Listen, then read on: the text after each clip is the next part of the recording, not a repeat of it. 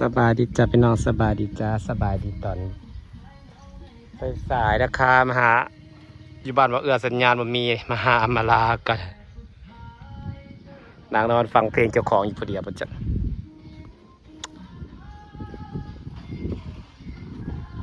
ตั้งแต่ปูพื้นแล้วครับกันได้มาพี่น้องแบบมันเป็นอย่างนี้งามสั่งเล็กกลมเห็ดเนี่ยวะ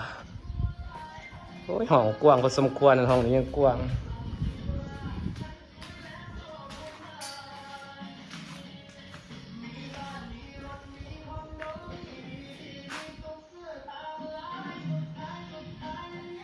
เป็นเห็ดก่อนย่างครับ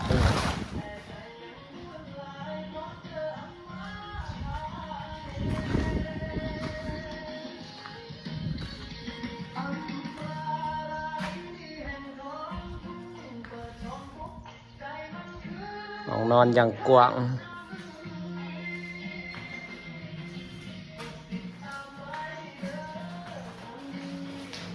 เห็ดเลี้ยสับสีงามพี่น้องเฮือนอำมาลามันหลังใหญ่มันงาม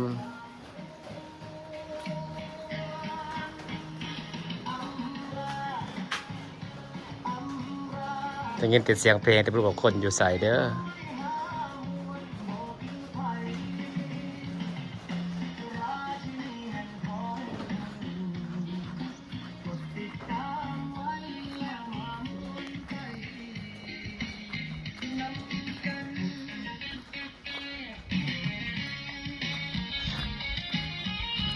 มันกำลังทำทางเดิน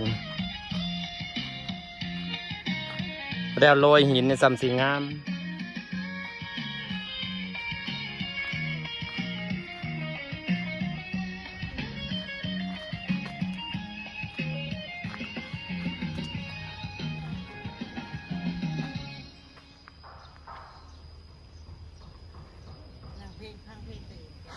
ก็เพลงคือเมื่อนี้เพลงเขาเจ้าของ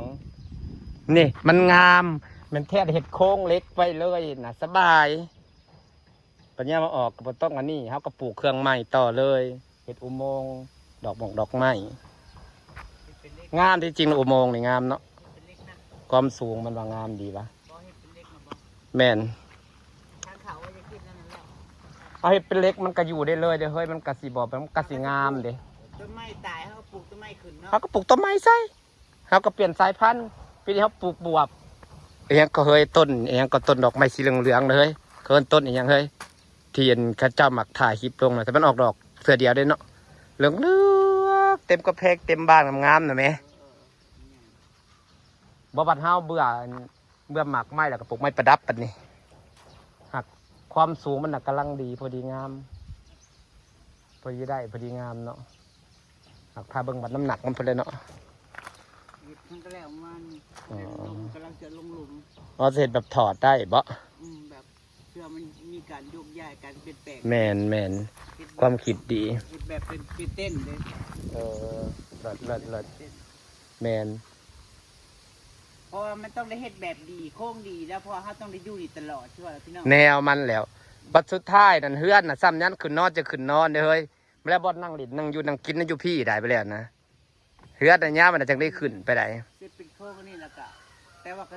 บริษัทผ้าตอกเต้นน้ำมันใช้ผ้ากันแซงเอาแบบแมนยังเมื่อคืนแบบให้ปล่อยลงเขาก็ดึงรูดไปไว้เด้แบบรูดออกรูดเขาได้เห็ดโรงเรือนนี่ได้เซยด้วยนี่เส้นตัวเล็กกลมนี่นะโอ้ยมึงจะถามรวมหลาย15 เซนคูณ5 ชอบละ4,800รวมหมดนะก็ถือพอซื้ออยู่ได้มันเส้นจะเสร็จละ200 กว่าบาทเนาะกว่ามาบ่ประมาณเส้นละ200เลยโครงเล็กนะมันงามมันแทบมึงเห็ดอันนั้นเสื่อมโรยแห่งสีงามเห็ดในอันนะที่จริงเห็ดจริงมันก็เบิดบ่หลายดอกมันสิเบิดเล็กจากเส้นเองเห็ดอันนั้นนะพอทางมันกำลังเห็ดแบบดีเข้ามาเลยเด้แมนเฮ้ยมึงเห็ดทางยากแล้วมึงโรยหินขาวแล้วจำสีงามไปเอาหินขาวในใจเขาบอกว่าชื่อเป็นมะสิบ่หินเน่นขาวแบบของกูนั่นมันมีทางย่างกั้นแหละกับโรยหินขาวนะมันสีงามได้สร้าง บัดเทือนแรกเราสั่งมาจากรถหนึ่งเลยงามได้ทางหยา หน้าดินช่ำ ฮะ ปั๊บหน้าดินเอาทรายแล้วเอาเด็ดปั๊บหน้าดินแล้วก็เอาพยางปูนเด้ยันหินจม แม่นแนวมันแหละ ต้องปูพายางแล้วก็เอาทรายลงแล้วก็เอาหินลง อันที่เอาหินอันนี้ก็งามคือกันได้ เนาะ หินอันนี้นะก็งามคือกันได้ ก็ไม้นี่เฮ็ดว่าตอนแรกนะว่าจะเฮ็ดเองไงนี่เดินเฮ็ดแบบอัน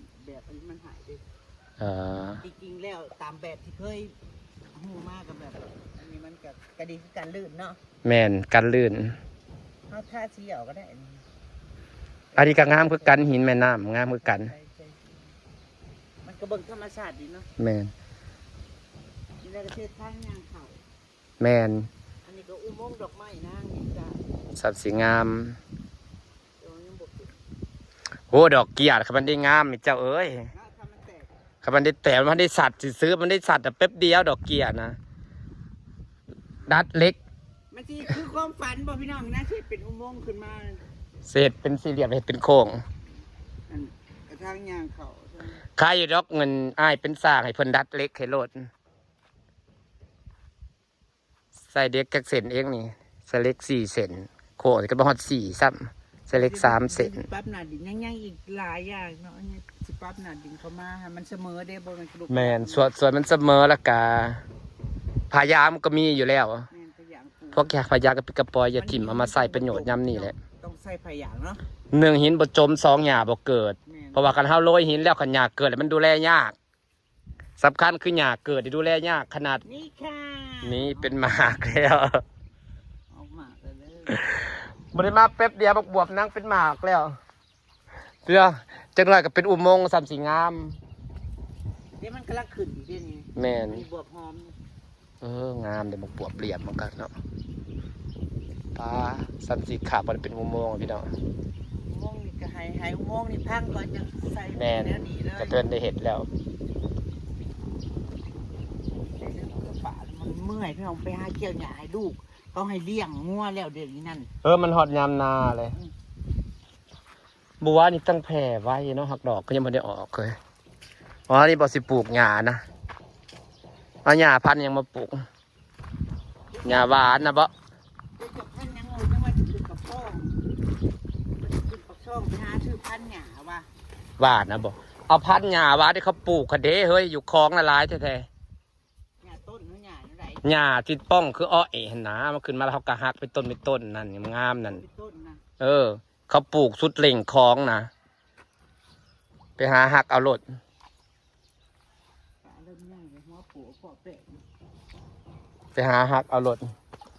ยามนี้มันอันน้ำเจือแล้วเขาถิ่มเลย มันขึ้นไว้ไว้ไหนเขาเอิ้นหญ้าอหยังวะ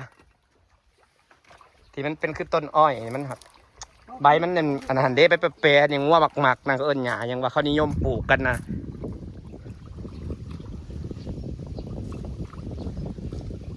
พอปีงเลยเด้อป่า ปลาเที่ยวมาทั้งวันน่ะเอามาแล้วลูกมันแตกเล่นมา พอดีมันจังแผ่ เอากุ้งลงไป10 ถุง อ๋อ เพราะว่าหัวอาหารยังบ่ได้อยู่ บ่มีบ่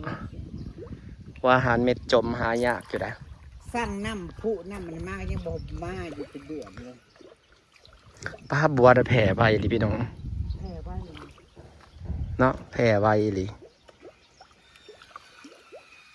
เขาได้เอาโกนลงเขาว่ากุ้งต้องใส่โกนใหม่น้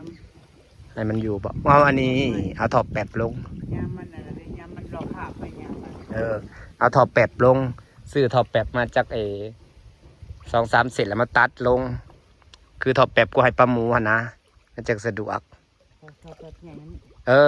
มันก็มีลายไส้มันก็ไส้ง่ายเห็นเด้ไส้น่ะก็ได้นั่นนะพอดีงามได้ใส่นั่นนะจักบาทว่า100ป่าจะ200อย่างไร มันจะมาจมดินบ่ มันสิจมอีหยัง ดูสิจ้า บ่จมมันปันดินมันหล่มปานนั้นนี่น้องก็ยังขี้ตมแต่ว่าทางน้องกูเดือน2 เดือนแล้วกูดึงเสือกขึ้นมานี่มันจมขี้ตมแล้วกูดึงเสือกขึ้นมาโอ้ยบัวแต่สะออนบัวมันแผ่ไว้พี่น้องน้องจ้าวันนี้เดี๋ยวมาหามาล่าละจ้าสิฝ่าบรรยากาศสาวนี้เอาไปเอา1เองบ่ได้มาเตะโตะเอา1เองเลยอันนี้มันเอาเอื้อทอดมันแซ่บ